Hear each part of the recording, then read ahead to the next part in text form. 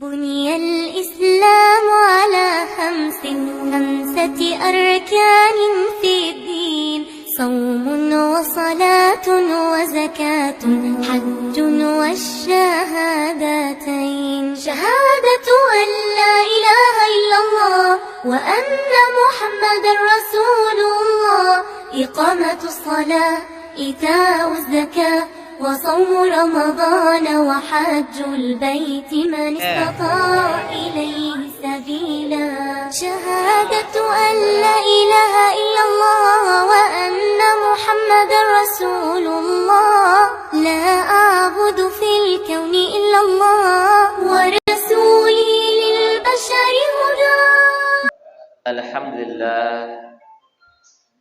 الحمد لله الذي بنعمته تتم الصالحات.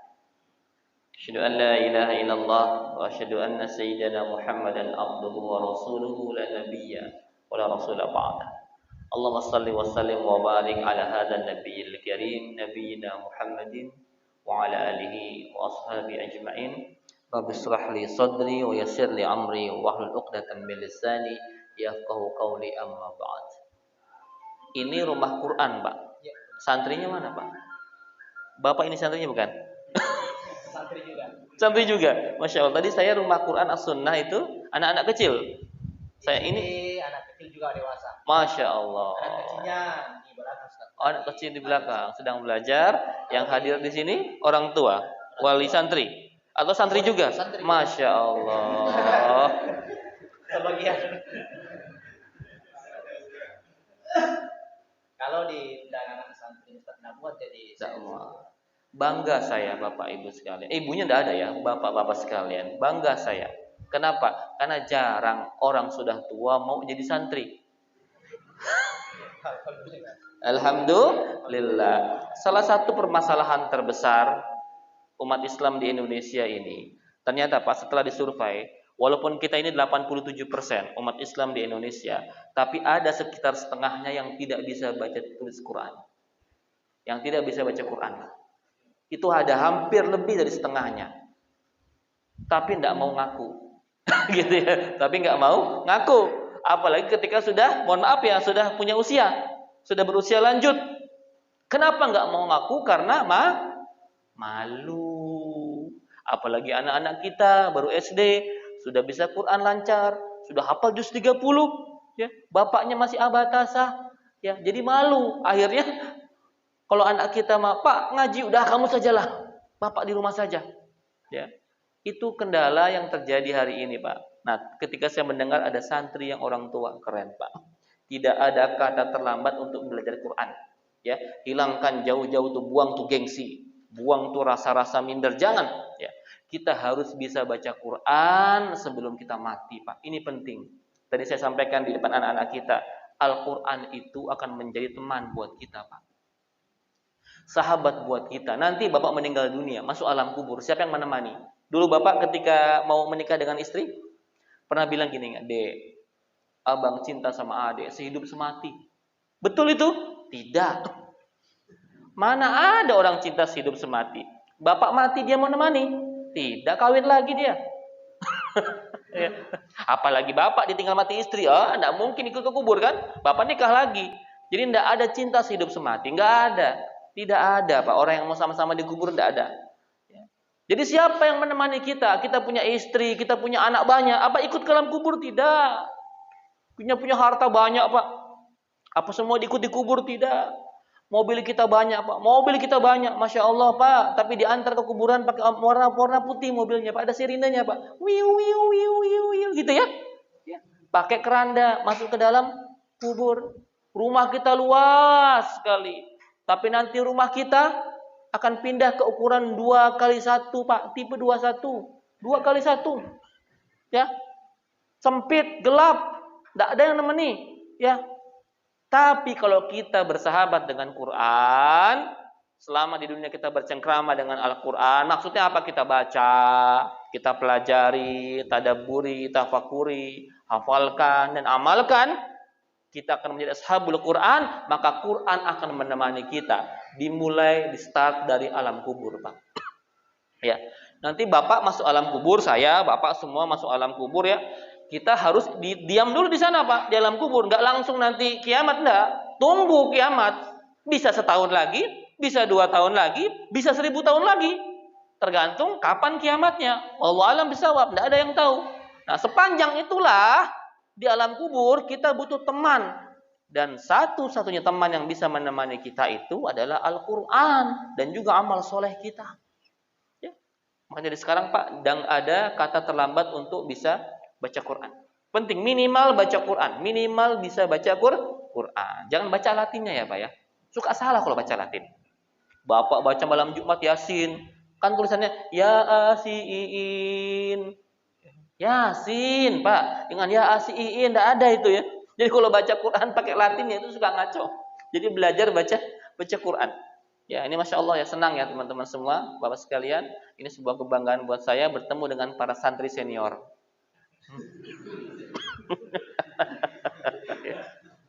Keren ya santri senior.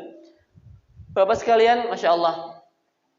Kenapa sih hari ini kita harus dekat dengan Al-Quran Pak? Ketika itu di perang salib, saya mau cerita. Di perang salib itu Pak, umat Islam menang Pak. Menang, harusnya menang. Bahkan sempat menahan seorang panglima. Panglima perang salib ditahan. Ya, tolong HP dimatikan dulu. Ya, terima kasih ya. Ya. Panglima perang salib ditahan sama pasukan Islam. Ditahan, dilihatlah sama si panglima itu. Ini pasukan Islam nih, kalau siang bertempur luar biasa, kalau malam itu mereka nangis-nangis. Seperti bayi, Pak. Nangis, kenapa? Diintip sama dia sedang sholat dan baca Quran, Pak. Sampai menangis. Jenggotnya basah. Kalau siang bertempur bagai singa, kalau malam menangis kayak bayi. Dilihat tiap hari kayak begitu. Akhirnya si panglima perang salib itu ya, menyimpulkan bahwa inilah kekuatan umat Islam. Dia buat surat ke rajanya. Suratnya sederhana sekali. Rajaku, kalau kita mau menang, maka gantilah strategi perang kita. Dia menggambar sebuah Al-Quran, ya, sebuah Quran, dia disoret dengan coretan pedang. Seret, gitu. Dikirimkan. Dibaca sama rajanya, harus merubah strategi perang. Caranya bagaimana? Al-Quran dicoret dengan pedang, artinya apa? Jauhkan Al-Quran dari umat Islam. Jauhkan umat Islam dari kitab sucinya, supaya jauh dari Al-Quran. Akhirnya mulailah diganti strategi perang salib dengan apa? Dengan namanya perang pemikiran. Yang diperangi bukan lagi fisik, Pak. Tidak pakai pedang, tidak pakai senjata, tidak, tadi pakai pemikiran. Kita mengenal dengan nama Ghazul Fikri, perang pemikiran. Dan sampai hari ini perangnya makin masif, perangnya makin ramai, Pak. Ya mungkin bapak-bapak nggak ngerasa, saya tiap hari pelaku perang itu. Ya, di mana? Di sosial media. Melawan siapa? Musuh-musuh Islam yang amat sangat membenci Islam. Bapak Ibu sekalian, ya. Banyak orang yang membenci kita, Pak. Bapak mungkin di daerah tidak tahu, tapi di sosial media itu kelihatan, Pak, bagaimana orang-orang yang membenci umat Islam sangat-sangat kentara. Contoh yang terbarulah, bagaimana seorang Ustadz Abdul Somad diserang habis-habisan ketika beliau ditolak di Singapura. Saya bersahabat dengan beliau, jadi kalau beliau ada apa-apa suka ngirimin WA ke saya. Saya pertama yang tahu itu, Pak, ketika beliau dideportasi. Ya, dideportasi dari Singapura dengan alasan apa? Beliau dianggap menyebarkan kebencian, hate speech, dan penceramah radikal. Itu pasti informasi dari Indonesia. Mana tahu orang Singapura sama UAS kan nggak tahu. Ya, dapat masukan dari pemerintah Indonesia. Langsung sampai di sini diserang habis-habisan. Video-video beliau dipotong, disebarkan dengan penuh kebencian. Dan saya sebagai sahabat dan juga muridnya, ya harus membela. Ulama-ulama kita, Pak, yang hanif, yang lurus dicaci maki, Pak. Dihina, direndahkan, dizolimi dan sebagainya. Satu. Yang kedua, Pak, marak sekarang namanya paham LGBT. Bapak tahu LGBT apa? LGBT apa, Pak? Coba, LGBT apa, Pak? Ya. LGBT, apa tahu artinya? Lesbian, gay, transgender, biseksual. Buat LGBT lesbian, G-nya itu gay, B-nya itu biseksual, T-nya itu transgender. Bapak saya jelasin, kasih Bapak melongo gitu ya. Saya jelasin, Pak. Ya. Kadang ya. Lesbian. Bapak tuh lesbian? Tahu lah, Pak. Ya. Yang suka les belajar itu Pak lesnya, Pak. Lesbian itu penyuka sama perempuan. Lesbian. G-nya itu gay. Gay itu homo, Pak. Laki-laki suka sama laki-laki, namanya kaum liwat. Kaumnya Nabi Lut yang diazab Allah Subhanahu wa taala dengan dihancurkan sehancur-hancurnya, bahkan orang-orang yang memfasilitasi LGBT pun dihancurkan. Siapa dia? Istrinya Nabi Lut. Ya. B-nya itu biseksual. Nah, ini banyak terjadi, Pak. Siapa itu? Orang yang kecenderungannya suka sama sesama jenis, tapi dia masih menikah juga. Ada saya kenalan, Pak. Dia menikah, Pak, punya anak, tapi setelah rumah tangganya terbangun dia selingkuh.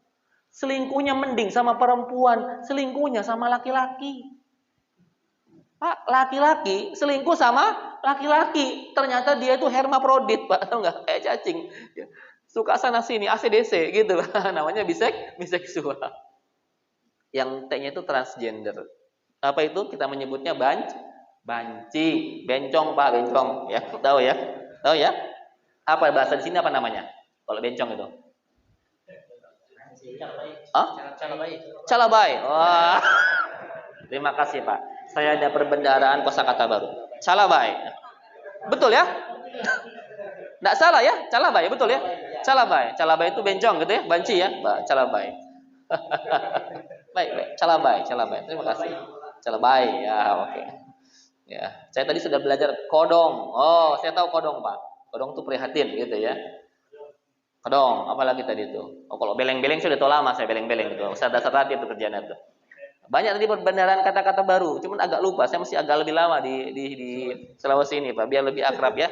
Calabai. Ini saya ingat kayaknya, Pak. Calabai. Ya. Jadi kalau ada pengamen di Jakarta tuh banyak apa pengamen Calabai, Pak. Banyak apa? Ya, pakai bass betot gitu. Oh, menor Pak dananya. Kalau nggak dikasih, Pak, woi, gitu, Pak. Tadi padahal pas nggak ngamen dia suaranya lembut gitu ya. Pas nggak dikasih marah-marah, Pak, keluar cowoknya. Itu namanya Calabai.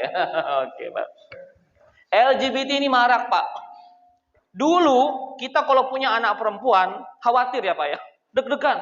Ya Allah, punya anak perempuan, sudah akhir zaman kayak begini. Repot kita menjaganya sampai dia menikah nanti. Punya beban, Pak, khawatir, Pak, takut anak kita kenapa-napa. Ya, wajar dari zaman dulu kita takut yang punya anak perempuan, anak kita dibawa kabur anak orang atau nauzubillah dia hamil sebelum menikah, nauzubillah min dzalik. Kita khawatir. Tapi sekarang punya anak laki-laki pun kita khawatir, Pak. Ya, dulu punya anak perempuan kita khawatir, sekarang punya anak laki-laki pun kita khawatir, takut terjerumus kepada LGBT itu. Dan saya punya cerita, Pak, dari para santri. Ini naudzubillah ya, semoga tidak terjadi di Sulawesi ini. Santri itu kan di pondok, Pak. Laki sama laki, perempuan sama perempuan ya. Ya begitu ya. Nah, ada sebagian orang yang nafsu syahwatnya tidak terkendalikan. Akhirnya karena setiap hari ketemu sama teman santrinya yang laki-laki, mereka pun menyalurkan syahwatnya dengan teman sesama santrinya. Naudzubillahi min dzalik. Makanya saya sampaikan kepada para santri, jangan pernah satu kamar mandi bareng, Pak. Kalau di pondok kan kamar mandi sedikit, Pak. Santri banyak, berebut. Akhirnya untuk efisiensi waktu masuk bareng-bareng. Satu kamar mandi berlima. Waduh, tidak boleh ya, Pak ya. Ngeri, Pak. Ternyata LGBT pun menyasar ke pondok pesantren. Waliyahzubillah. Ngeri, Pak. Punya anak laki-laki, satu diancam sama gay, kedua diancam sama pedofilia, Pak. Para pedofilia itu, Pak, mengincar anak laki-laki umur 9, 10, 11 tahun, Pak. Anak-anak SD kita, Pak. Diincar mereka. Untuk mereka apa? Naudzubillah, sodomi. Mengerikan, Pak. Mengerikan sekali. Ya, LGBT itu sekarang sudah ramai. Bahkan didukung oleh dunia, Pak. Kalau Bapak punya sosial media, ada Facebook, ya, Instagram, itu pendukung keras LGBT. Kalau saya ngomong LGBT di Instagram, pasti di-ban. Ya, ini saya 2 tahun, Pak, disanksi, Pak, Instagram saya, Pak. 2 tahun, Pak, disanksi. Ya, nggak bisa ngapa-ngapain, follower nggak nambah-nambah. Karena saya suka ngomong LGBT dulu. Ya, Facebook juga demikian. Kemarin Kedutaan Besar Inggris, Pak, memasang bendera pelangi di Jakarta. Marah kita. Indonesia tidak bisa menerima LGBT, tapi mereka menerima, Pak. Ini fenomena yang harus kita lawan bersama, Pak. Belum lagi anak-anak muda kita, Pak, free sex. Itu zaman dulu, sekarang mana FWB, friend with benefit tuh. Banyak istilah baru yang kita tidak tahu juga, Pak. Pergaulan makin kesini makin berbahaya. Itu semua akibat dari ghazul fikri. Sedang diperangi pemikiran kita supaya apa? Kita lupa dari Al-Quran. Kita meninggalkan agama kita. Anak-anak muda kita, Pak. Makanya, Pak, pesan saya, masukkan anak kita ke pondok pesantren, masukkan anak kita ke sekolah Islam. Kalau tidak bisa, tetap masukkan anak kita ke taman pendidikan Al-Quran. Pengajian sore, pengajian maghrib, itu penting, Pak, menjadi pondasi buat anak-anak kita. Karena hari ini anak kita semua punya HP, betul, Pak? Betul, punya HP. Kemarin kita sekolah online 2 tahun pas Covid. Tiap hari akrab dengan HP. Ya HP satu buat belajar. Ya betul. Tapi banyak buat maksiatnya juga, Pak. Di HP kita itu ada ilmu, ada dakwah, ada Quran, ada hadis, ada, Pak. Tinggal mau saja. Tapi di sini juga ada perzinahan, ada perjudian, ada kemaksiatan. Sama, Pak. HP ini seperti pisau bermata dua. Bisa kita pakai untuk memasak jadi kebaikan, bisa kita pakai untuk membunuh orang jadi kejahatan. Ya. Karena itu, Bapak sekalian, ketika kita sedang perang hari ini, apa yang harus kita lakukan? Ini kita sedang perang nih, Pak. Yang pertama kita kembali kepada Quran. Bapaknya, ibunya, anaknya semua, yuk balik kepada Quran. Isi rumah kita dengan Al-Quran. Putar, ya minimal disetel lah, murotal. Lebih bagus lagi kita ngaji bersama-sama. Ada waktu ngaji bersama, Pak. Buat waktu ngaji bersama. Selepas maghrib jangan ada HP, jangan ada televisi. Kalau bisa ngaji bersama-sama. Gitu ya, Pak ya. Kembali kepada Al-Quran. Jangan jauhkan keluarga kita dari Al-Quran. Yang kedua, Bapak sekalian, yang harus kita lakukan adalah kita harus belajar tentang ilmu parenting, nanya, Pak. Ilmu bagaimana menjadi orang tua zaman now. Karena orang tua zaman now sama orang tua dulu kita mendidik kita ya. Orang tua kita mendidik kita itu beda, Pak. Zaman orang tua kita mendidik kita itu ujiannya sedikit. Godaannya nggak banyak. Ya. Saya ini angkatan 80-an, Pak. Godaan zaman dulu kita apa? Televisi, ya kan? Televisi, VCD, DVD ya. Itu kalau mau melihat kemaksiatan harus banyak cara yang ditempuh, ya belum beli kasetnya, beli VCD-nya, belum nunggu rumah kosongnya, ya segala macam yang kita lakukan untuk kemaksiatan. Namun hari ini kalau mau nonton maksiat, Pak, tidak perlu beli VCD, tidak perlu beli DVD, ya cukup punya HP ada kuota, selesai, Pak, semuanya. Makanya Bapak kalau punya anak, Ustadz, Masya Allah Ustadz, anak saya si anteng Ustadz, nggak pernah keluar rumah, hobinya di kamar, senang saya tenang. Kata siapa tenang?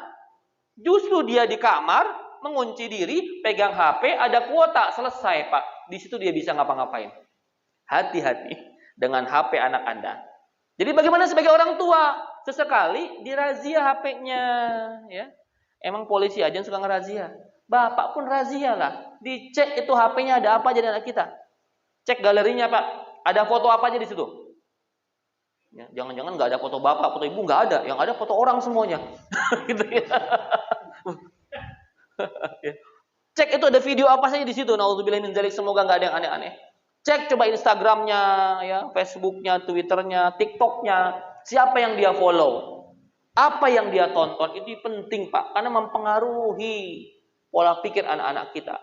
Semakin anak kita hobi sama HP, hobi nonton, anak kita akan semakin jauh dari baca Quran, Pak. Ya. Indonesia ini, Pak, salah satu negara yang tingkat membacanya paling rendah se-Asia Tenggara. Budaya membacanya paling rendah se-Asia Tenggara. Indonesia. Di Asia Tenggara loh. Apalagi di dunia. Rendah sekali. Kenapa rendah? Karena orang Indonesia terbiasa melihat tontonan. Tontonan itu ada audio, ada visual. Ya. Ada bersuara, ada bergerak. Kalau orang biasa nonton yang bersuara dan bergerak, maka dia biasanya malas untuk membaca. Coba anak bayi Bapak, umur 1, 2, balita itu, Pak. Bapak tiap hari kasih YouTube, Pak. Nonton Ipin Upin, nonton segala macam boboiboy, tayangan-tayangan di YouTube, Pak. Dijamin umur-umur TK sampai SD mereka nggak akan suka membaca. Kenapa? Terbiasa nonton. Kenapa? Lebih menarik dibanding buku. Buku isinya huruf doang. Ya. Kita aja pusing baca buku, apalagi anak kita. Ya, diberikan perbandingan dengan menonton. Mereka pasti memilih menonton. Ada suaranya, ada gambarnya, warna-warni, tayangannya menarik. Lebih suka anak kita baca buku. Nah, ini makanya Pak budayakan membaca. Membaca buku, membaca Quran. Ya, membaca buku-buku agama ini penting Pak. Banyak sekarang komik-komik yang bagus Pak. Tentang Islam. Bapak modal dikit belikan komik anak kita tentang sirah nabawiyah. Banyak apa komik-komik sekarang. Bentuknya komik, ada ilustrasinya. Tentang Al-Fatih segala macam diperkenalkan anak-anak kita. Supaya apa? Ini bentuk perang kita Pak melawan musuh-musuh Islam yang sedang menyerang kita lewat pemikiran anak-anak muda kita. Sebelum saya akhiri, ada 4 strategi nih Pak. Ada 4 strategi yang dilakukan musuh Islam untuk menghancurkan generasi muda Islam. Yang pertama, namanya ifsadul akhlak, merusak akhlak. Yang dirusak pertama oleh musuh-musuh Islam adalah akhlak, terutama remaja muslim. Bagaimana caranya? Gampang. Ya, menularkannya lewat HP. Tayangan-tayangan YouTube mereka, propaganda mereka, orang-orang yang mereka angkat, mereka publikasi, ya. Bintang-bintang selebritisnya mereka, ya. Orang-orang yang di TV itu kan Pak, ya Allah, Pak sedih, Pak. Ada podcast pengikutnya belasan juta orang. Dia promosin LGBT kemarin ya. Apa judulnya Pak? Tutorial menjadi gay. Lah. Untung udah di take down sama dia Pak ya. Kita yang teriak-teriak Pak. Kita marah Pak. Mengerikan Pak. Ya. Jadi yang rusak pertama akhlak. Anak-anak kita dijauhkan dari agamanya Pak. Malu, bangga menjadi orang muslim. Malu mereka Pak. Nggak mau pakai baju muslim. Ya. Nggak mau baca Quran. Nggak mau ibadah. Malu karena ketinggalan zaman. Ya. Yang mereka suka apa? Budaya-budaya barat, budaya-budaya Korea, opa-opa gitu ya, kayak saya begini, saya opa soleh Pak, insya Allah Pak ya. Olehnya itu opa nggak jelas gitu ya. Ya, gitu ya. Jadi dirusak akhlaknya. Bapak tahu orang Korea yang digandrungi Pak oleh anak-anak muda kita ya, terutama sama ibu juga menggandrungi loh Pak, drakor tuh Pak. Coba dicek tanya istrinya. Senang sama drakor dia. Ya. Kenapa? Ya, orang Korea itu katanya romantis. Katanya cantik. Oh, Bapak tahu cantik. Ngomong LGBT enggak tahu, ngomong Korea tahu dia. Masya Allah. Bapak nonton drakor juga Pak? Korea nonton juga? Cantik-cantik ya Pak? Segar ya Pak ya? Masya Allah. Oh sedikit. Tapi sering. Nah, ya. Itu Pak, anak-anak muda. Jangan anak muda, ini Bapak setua ini pun kena ini efeknya nih. Ya, apalagi anak muda kita. Jadi budaya-budaya Korea, budaya-budaya Jepang, Barat. Ya kalau yang bagus-bagus boleh kita ambil. Jepang tuh ulet Pak. Semangat belajarnya tinggi. Nggak putus asa. Kita ambil itu. Tapi yang buruk-buruknya kita buang. Harakiri. Sedikit gagal, bunuh diri itu orang Jepang. Orang Korea katanya romantis. Tidak. Sejatinya orang Korea itu jauh dari kata romantis. Sehingga mereka membuat film-film romantis untuk menutupi ketidakromantisannya. Tanya orang Korea, lebih suka mana? Cowok Indonesia apa cowok Korea? Mereka akan jawab, lebih suka cowok Indonesia. Anak kita ini Pak, romantis beneran Pak.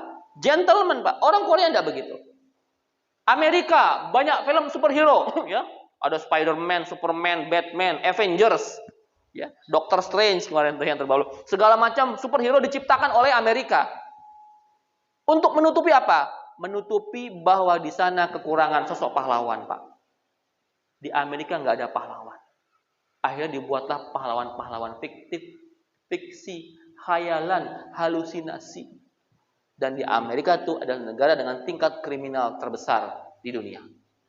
Mereka menciptakan sosok-sosok hero-hero, pahlawan-pahlawan fiksi. Kita umat Islam Pak, nggak perlu sampaikan ke anak kita, nggak perlu mengidolakan Spider-Man, nggak perlu mengidolakan Superman, nggak perlu. Kita punya banyak pahlawan, ada Abu Bakar, ada Umar, ada Utsman, ada Ali, ada Khalid bin Walid, ya, ada Abdullah ibnu Abbas, ada Zaid bin Sabit, Zaid bin Haritsah, Sa'ad bin Abi Waqqas, segala macam pahlawan-pahlawan Islam itu luar biasa Pak.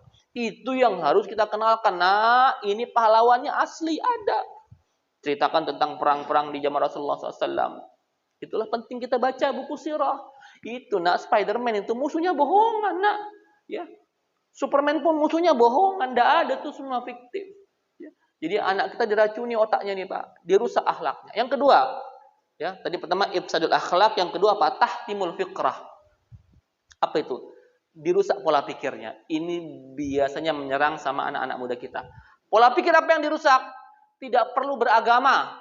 Diajak mereka untuk menjadi orang-orang ateis, agnostik, Pak. Ateis itu nggak ngaku Tuhan.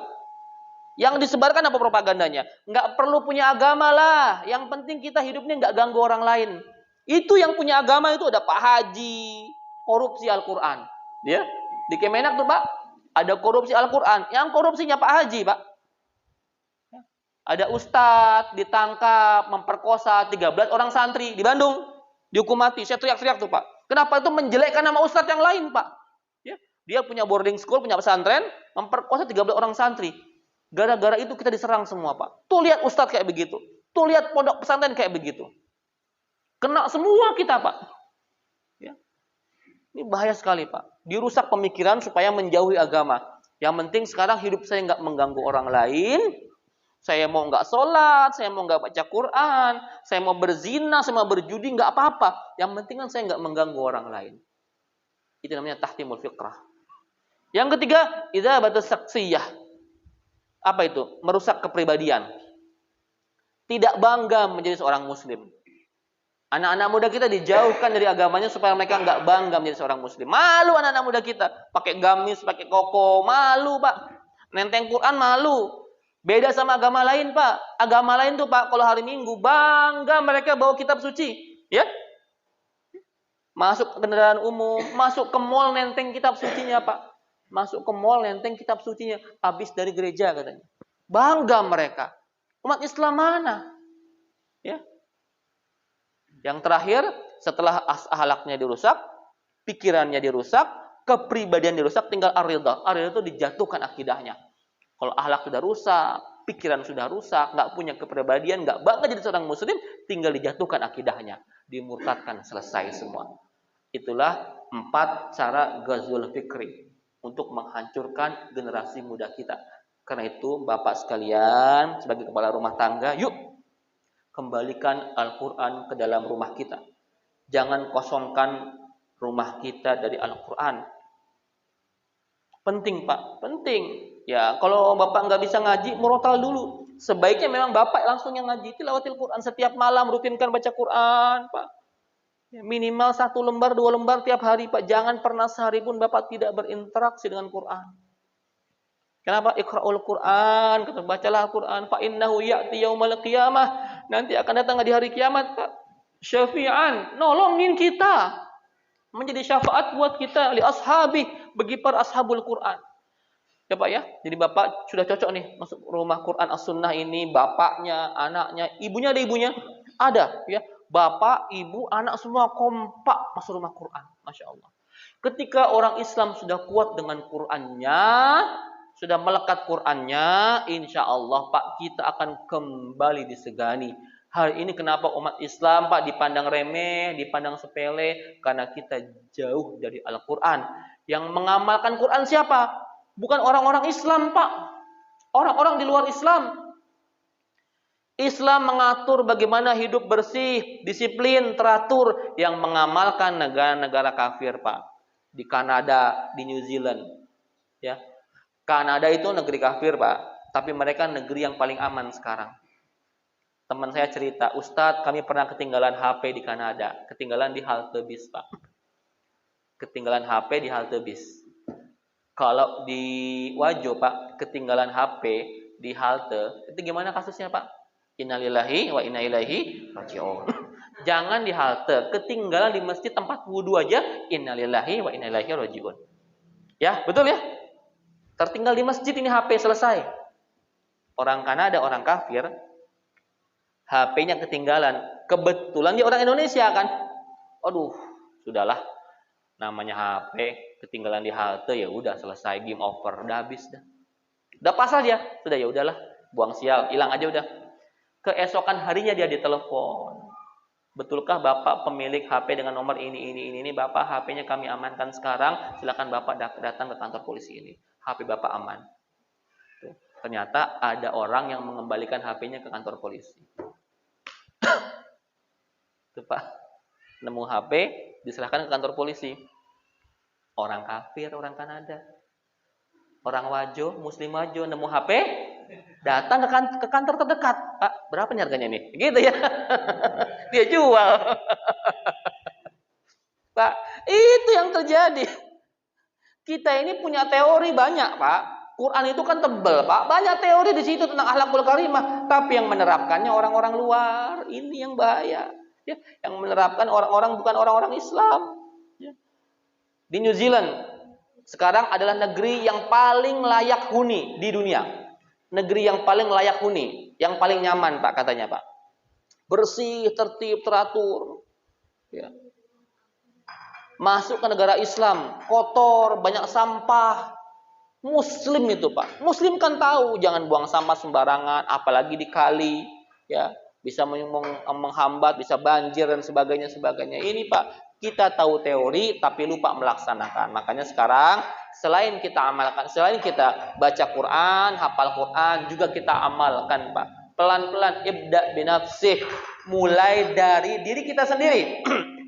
Mulai dari keluarga kita sendiri, ya, menjadi seorang muslim yang kafah, yang paripurna, yang menyeluruh. Demikian kuliah singkat saya pada sore hari ini. Terima kasih atas perhatiannya. Senang jumpa dengan antum semua.